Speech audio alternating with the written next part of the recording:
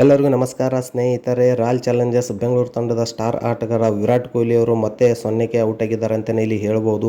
ಕಳೆದ ಪಂದ್ಯದಲ್ಲಿ ಲಕ್ನೋ ಪರ ಜೆನ್ಸ್ ಎದುರು ತಾವೆದುರಿಸಿದ ಎರಡನೇ ಎಸೆತದಲ್ಲಿ ಕೂಡ ಔಟ್ ಆಗಿದ್ದು ಅವರು ಈ ಬಾರಿಯೂ ಕೂಡ ಮೊದಲ ಎಸೆತದಲ್ಲಿ ಒಂದು ಔಟ್ ಆಗಿದ್ದಾರೆ ಅಂತಲೇ ಇಲ್ಲಿ ಹೇಳ್ಬೋದಾಗಿದೆ.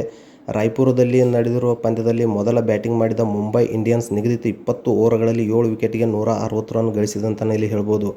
ಈ ಮೊತ್ತ ಬೆನ್ನತ್ತಿರುವ RCB ವೇಗಿ ದೀಪಕ್ ಚಹರ್ ಮೊದಲ ಓವರ್ನಲ್ಲಿ ಆಘಾತ ನೀಡಿದ್ದಾರೆ. ಚಹರ್ ಎಸೆದ ಓವರ್ನಲ್ಲಿ ಮೊದಲೆರಡು ಎಸೆತಗಳಲ್ಲಿ ಬೌಂಡ್ರಿಗಟ್ಟಿದ ಜೇಕಬ್ ಬೆಥೆಲ್ ಮೂರನೇ ಎಸೆತದಲ್ಲಿ 1 ರನ್ ತೆಗೆದರಂತಲೇ ಇಲ್ಲಿ ಹೇಳ್ಬೋದು.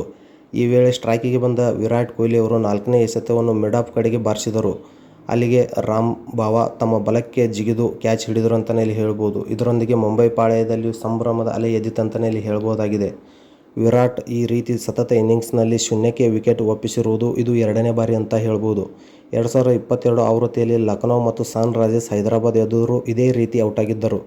ಅಂದಹಾಗೆ ಕೊಹ್ಲಿ 2023ರಿಂದ ಈಚೆಗೆ ಆಡಿದ IPL ಪಂದ್ಯಗಳಲ್ಲಿ ಒಮ್ಮೆಯೂ ಖಾತೆ ತೆರೆಯದೆ ವಿಕೆಟ್ ಒಪ್ಪಿಸಿರಲಿಲ್ಲ. ಕಳೆದ ಪಂದ್ಯದಲ್ಲಿ ಲಕ್ನೋ ವೇಗಿ ಪ್ರಿನ್ಸ್ ಯಾದವ್ ಅವರು ಕೊಹ್ಲಿಯನ್ನು ಕೂಡ ಕ್ಲೀನ್ ಬೌಲ್ಡ್ ಆಗಿ ಮಾಡಿದರು. ವಿಡಿಯೋ ಇಷ್ಟ ಆದರೆ ಲೈಕ್ ಮಾಡಿ, ಶೇರ್ ಮಾಡಿ, ಹಾಗೆ ನಮ್ಮ ಚಾನೆಲ್ನ ಸಬ್ಸ್ಕ್ರೈಬ್ ಮಾಡಿ. ನಿಮ್ಮ ಅಭಿಪ್ರಾಯವನ್ನು ಕಮೆಂಟ್ ಬಾಕ್ಸ್ನಲ್ಲಿ ತಿಳಿಸಿ.